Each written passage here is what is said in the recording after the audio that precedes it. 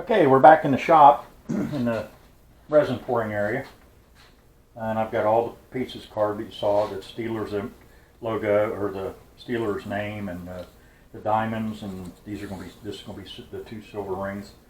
Again, I mixed up resin on the side simply because I didn't want to bore you with that again. If you all missed it, you need to look at the beginning of the video of how we stirred it and how we mixed it and one-to-one mix and so on. So I'm going to have to guess how much each one of these is going to take. Of course, this top one's going to be red, side one's going to be gold, and the bottom one's going to be blue. So I think I'm going to start with the blue. I'll get it right here, circuit blue. And the gold, I'm going to have to do a little bit of, the gold that I have is a little too dark. I think you saw me when I did this. I lightened it a little bit with some yellow. And the red is going to be a combination. I've got some red dye and I've got some red powder, so let's get started. I've mixed this. Like I said again, I've mixed this. Little pro tip I picked up from the king of resin himself, Mr. Quist, Mike Quist, on Stone Coat Countertops. When you're mixing, especially in a small cup like this, it's hard to get into the corners and it's hard to scrape the bottom. So what I've done is I've taken this tongue depressor and I've cut it. I just take a utility knife and score it and then break it off. And then make sure I clean up so I don't have any little fragments or anything. But this allows you to get down in the bottom of the cup and it allows you to get into the corners. So a little pro tip there from Stone Coat Countertops, Mr. Mike Quist. Thank you, Mike. Okay.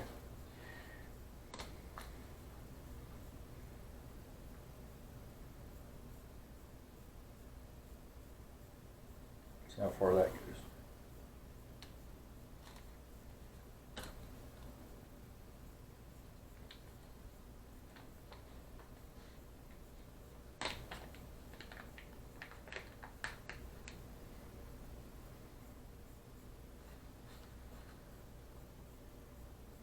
See me hesitate and I'm thinking, can't do two things at one time.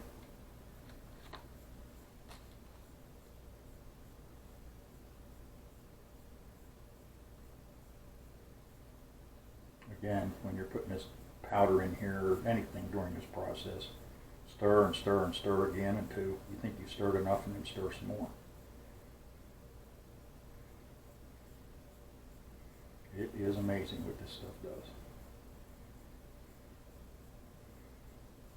Now this, you can see it looks rough now, and it's going to look rough when I get done with this. And then when I sand it, I'm going to sand it aggressively. You saw me put plenty of resin in here, so I can go resin pretty aggressive. This, where I anticipated shrinkage, some of them shrank and some of them didn't, and I don't know why, but some of them are above the surface.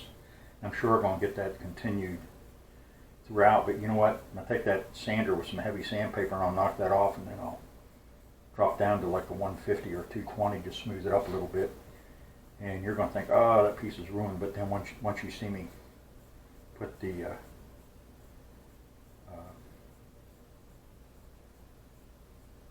clear resin on top, it brings that thing to life, and it hides all the little blems and everything. It's really it's going to go further than what I thought it was. Probably got enough for both of them. This one and one on the other end.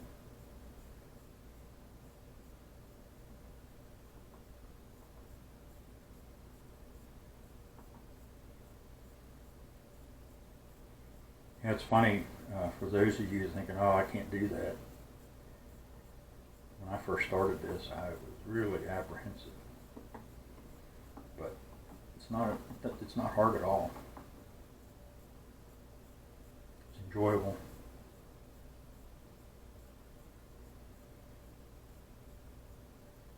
I don't want to get too much here where I get it up on the sides. I've got some messes to clean up here, I see that.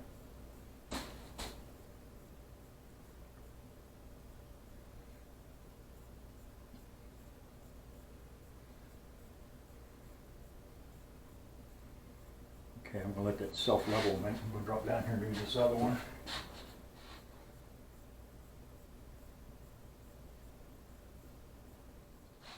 Yellow dye in it. This is Alumilite.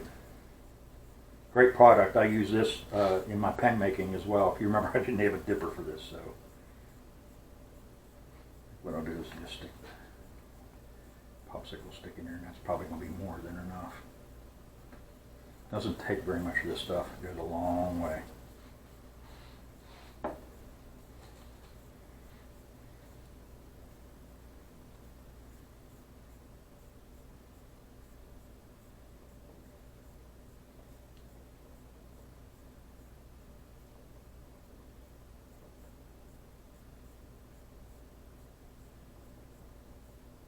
Again, you get a long working time with these, so no need to rush. Do it and do it right. I have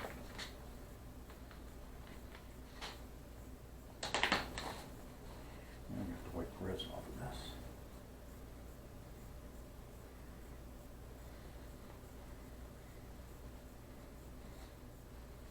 A lot of you watching might think I'm wasteful with paper towels or these sticks and so on, but I'll tell you, like I said before, use they don't cost all that much, and I would rather discard something. You think about it, you're going to discard a popsicle stick simply because I don't want any little floaters to come up to the surface. There could be you all probably saw when I was machining, I get all these little plastic chips, and trust me, they can ruin your day. There I go with another paper towel. I'll get this blue off here, get some on the surface. I didn't see that a minute ago.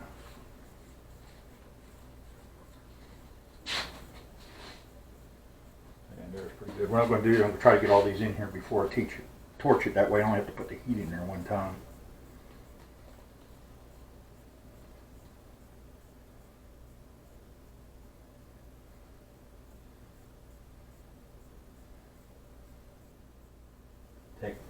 I took some wax paper, put it down, and I put a coat of, I'll put these back here in case I need them. But I put a coat of, I've got that yellow all over these gloves. I'm going to change it. I think put a couple drops of this red dye in here. Go a little bit at a time. Like I said on one of my other videos, I would just put a drop in there the very first time and see how that goes. You can keep adding, but you can't take away, so it's better to put too little in and then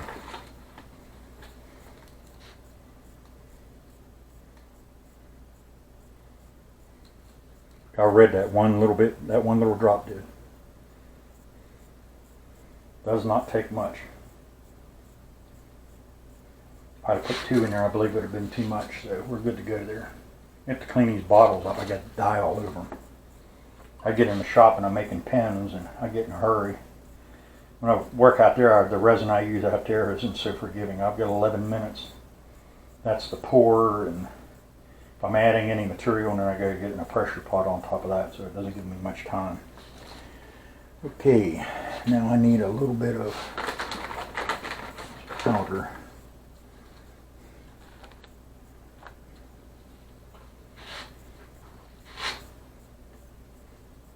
And when you're doing it in small batches like this, if I happen to overdo it or whatever, I'm going to pitch it. I'm not going to shortcut the project. I'm trying to match these colors the best I can. Let's see what that does.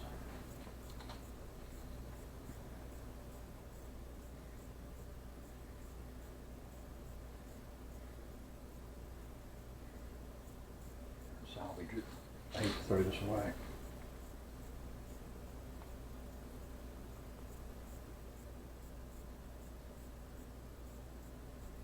Again, this is strong stuff. I just put a real small drop in there.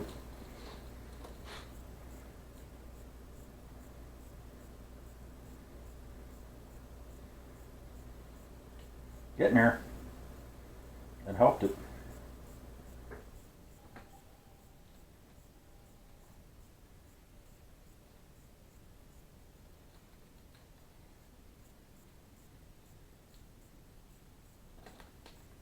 That's not far off.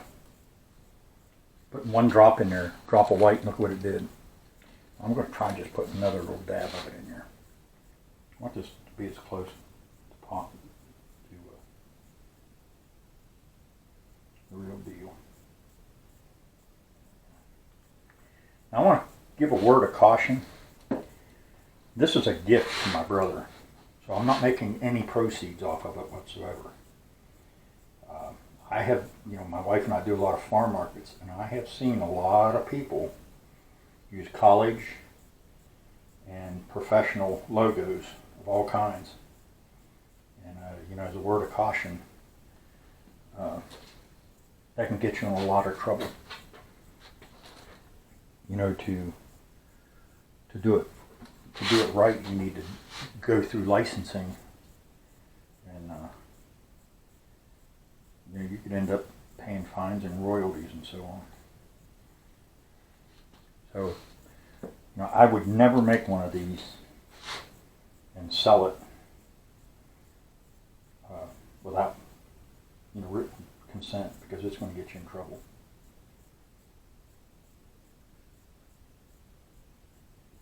I do not like that red.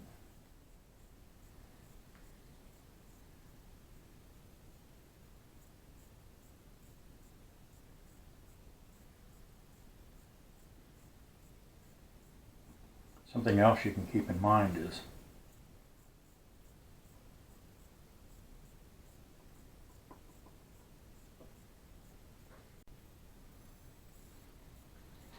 okay, I'm back. Got a little bit of resin left over here, and I've got enough to do this black lettering on there, so I'm going to go ahead and do that.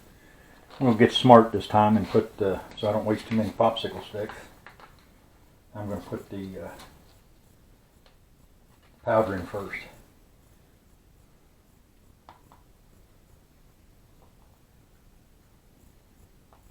I've got resin all over that, so I have to be careful. And I'm going to put a drop of this black in there as well. We'll see how that turns out.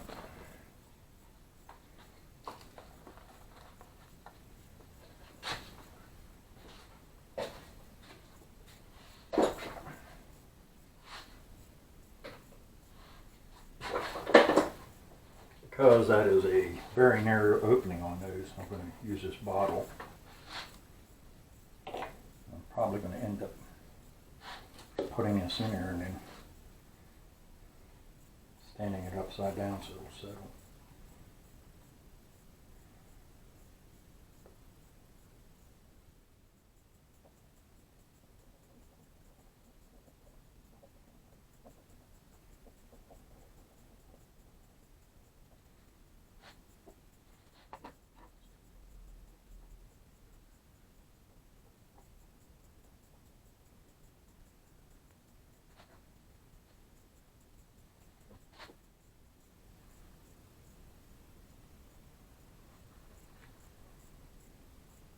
Yeah, it'll clean up nice.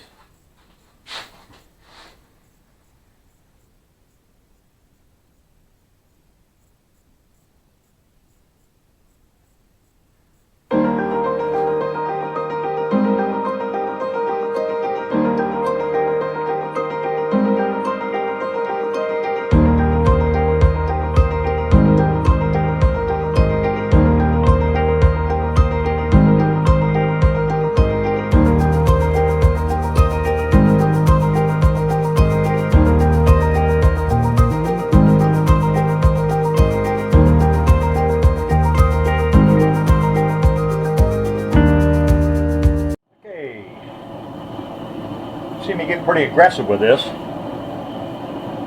If you recall, when I laid this out, wanted these areas to be heavy so they could take some heavy sanding. You've got to keep sanding until you get down to a fine edge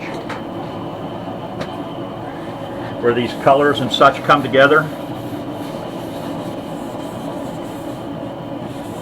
You need to make sure that where the little bit of spillover was, you need to make sure that's completely cleared up. Got it sanded down where I want. Some of you out there are probably going, oh my goodness, you just ruined it. I'm going to show you a little pro tip here. I learned this from pen making. I'm going to turn down pens, and they were sanded, but they weren't polished yet. I wanted to see what they would look like as an end result. What you can do is this just a little bit of it's a 91% isopropyl alcohol. What I can do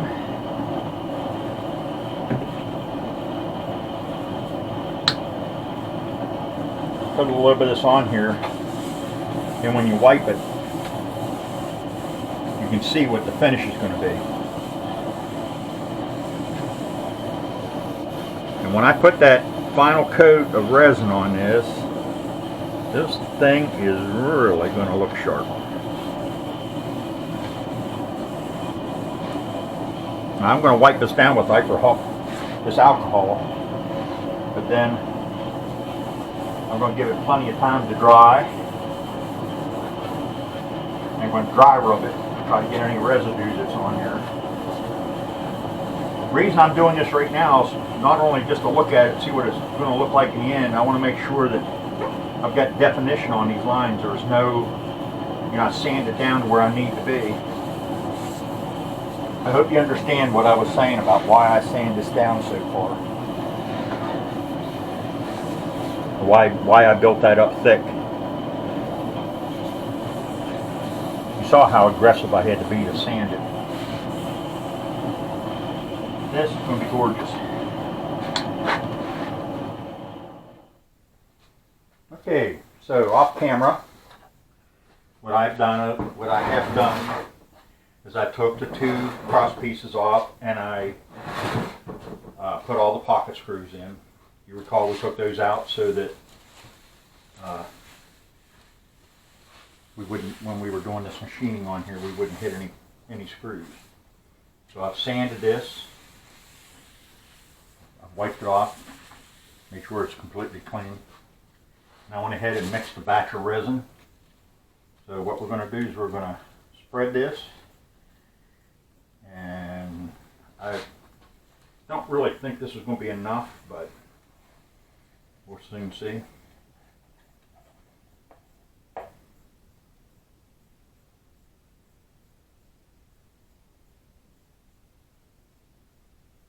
Again, I've got wax paper underneath of this.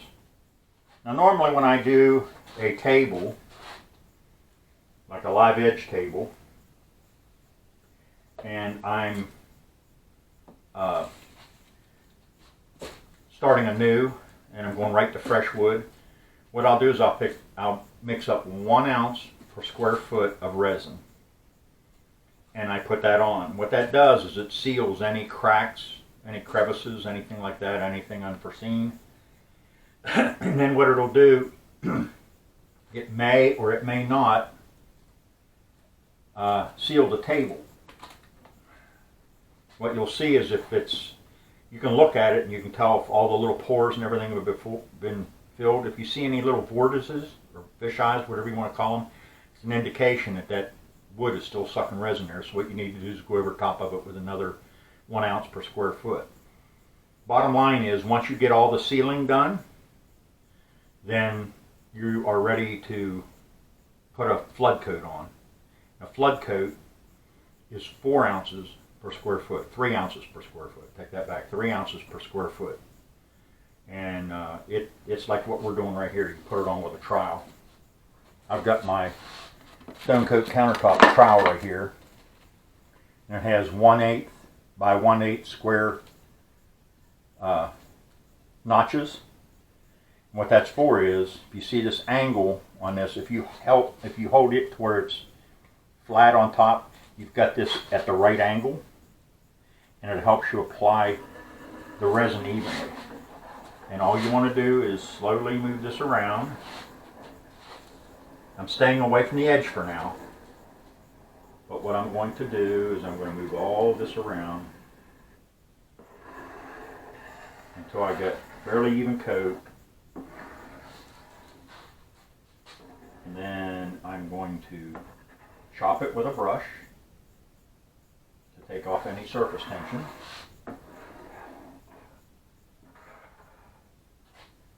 And I'm going to glove the edges so that I get the coating on the edge.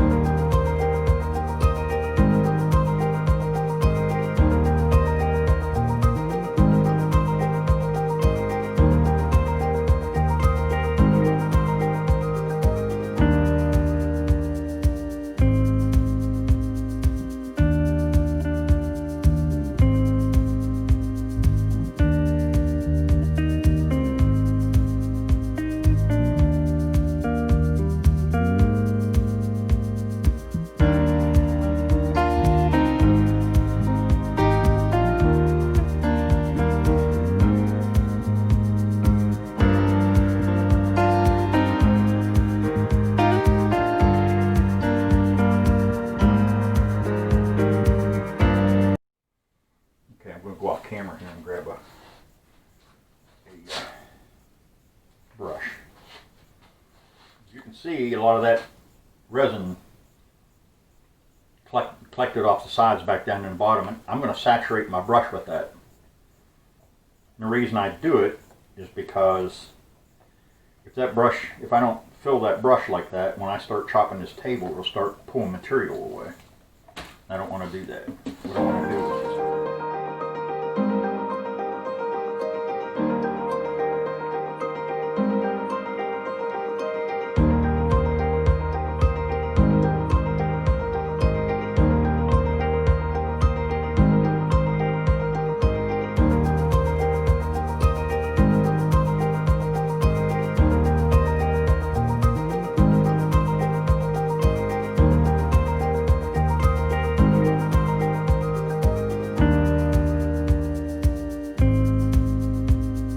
how gorgeous is that?